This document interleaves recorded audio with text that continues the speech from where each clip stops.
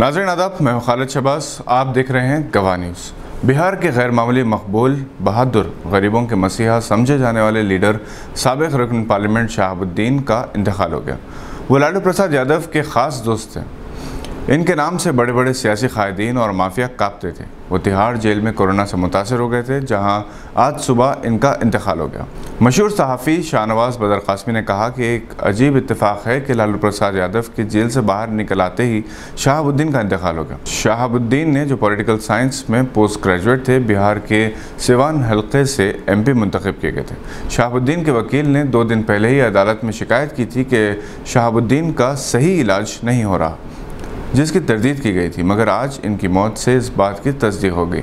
मोहम्मद शहाबुद्दीन ने 2001 में गवाह को दिए गए एक इंटरव्यू में कहा था कि वो मुसलमानों और समाज के पसमानदा तबक़ात की फलाह बहबूद के लिए वक्फ हो जाना चाहते हैं, और हकीकत भी यही थी कि वो गरीबों के हमदर्द थे। इनकी मौत बिहार के मुसलमानों के लिए बहुत बड़ा नुकसान है।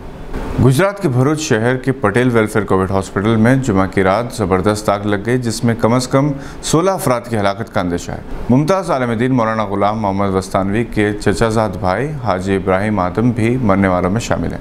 गुज़िश्ता 10 दिन के दौरान मुल्क के कम से कम 3 हॉस्पिटल्स में जहां कोरोना के मरीज़ हैं, आग लगने के वाक़यात पेश आए हैं जो तशवीशनाक है। तेलंगाना राष्ट्रीय समिति में फूट का अंदेशा है। वज़ीर सेहत ईटाला राजेंद्र के खिलाफ चीफ मिनिस्टर KCR ने तहक़ीक़ात का हुक्म दिया है और ईटाला राजेंद्र के पास मौजूद सेहत के कलमदान को छीन लिया।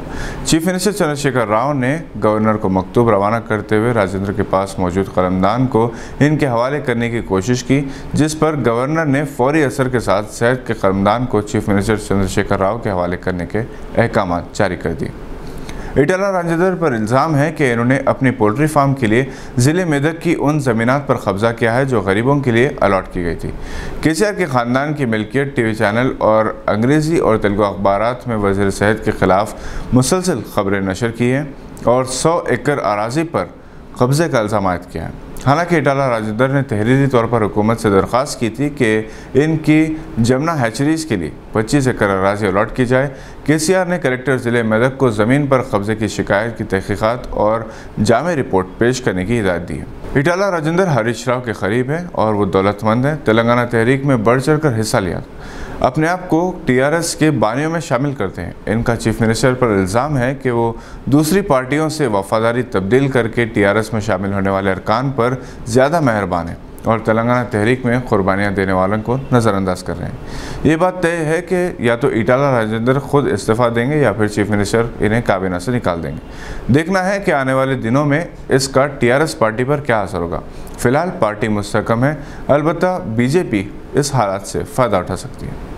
रोहित सरदाना की मौत पर भले ही वज़ीर-ए-आज़म मोदी और बाज़ TV चैनल्स ने रंजो-गम का इज़हार किया, मगर आम हिंदुस्तानियों को इनकी मौत पर किसी किस्म का अफसोस नहीं है, क्योंकि रोहित ने अपनी सलाहियतों का अपने चैनल्स के ज़रिए एक मखसूस तबके के ख़िलाफ़ गलत इस्तेमाल किया था। सोशल मीडिया पर जिस तरह से कमेंट्स हो रहे हैं, इससे वो तमाम एंकर्स अपने गिरबा में झांक कर देखने के लिए मजबूर हैं, जो BJP हुकूमत की खुशनुदी हासिल करने के लिए मुस्लिम दुश्मनी का मुजाहरा करते रहे। इत्तेफाक की बात यह है कि चंद दिन पहले ताजमहल की खुदाई की वकालत करने वाले, बाबरी मस्जिद की शहादत का जश्न मनाने वाले और दूसरी मसाजिद की जो मंदिर दरियाफ्त करने की तहरीक चलाने वाले एक अंधे भक्त, जिसे नरेंद्र मोदी भी फॉलो करते थे, कोरोना से मारे गए। इसे ना तो PM ने ना किसी BJP MP ने मदद की। कम से कम 3 BJP कायदीन भी कोरोना का शिकार हुए हैं और इनमें अपनी पार्टी के खिलाफ बगावत के जज्बात उभरने लगे हैं। इसी तरह तबलीगी जमात को मुल्क का गद्दार करार देने वाले और मसाजिद व मदारिस की तलाश का मुतालबा करने वाले सुरेश कुमार श्रीवास्तव भी कोरोना का शिकार हो गए। एक के बाद एक दीगर अनासर की इबरतनाक मौत ने मुस्लिम दुश्मन ताकतों को बहुत कुछ सोचने के लिए मजबूर किया है। कोरोना से मरने वालों में मुसलमान भी बहुत हैं, मगर इन्हें अपनी मौत के बर्हक होने का यकीन है। जो बच जाते हैं वो इबरत हासिल करते हैं और ज़िंदगी को सुधार करते हैं। मुमताज़ शायर, निखात, दानिश्वर, मुतरजम, साहित्य अकादमी अवार्ड याफ्ता जनाब सैयद अली असगर वल्द सैयद नूर मोहम्मद मरहूम का 80 बरस की उम्र में इंतकाल हो गया। तदफीन हज़रा शहीदान चंसलगोड़ा में अमल में आई। वो मुमताज़ बिल्डर और डेवलपर सैयद अली अकबर, जिन्होंने अकबर टावर्स, गार्डन टावर्स जैसे प्रोजेक्ट्स हैदराबाद को दिए, इनके छोटे भाई थे। पसमानदगान में अहलिया के अलावा 3 बेटे और 2 बेटियां हैं। जनाब अली असगर ने मलयालम के मशहूर शायरा कमला दास सुरैया के कलाम का तर्जुमा किया था, जिसके लिए इन्हें साहित्य अकादमी अवार्ड से नवाजा गया था।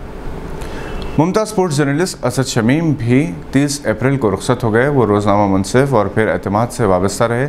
अपने खुश अखलाक़ी की वजह से सहाफ़ती हलक़ों में मकबूल थे।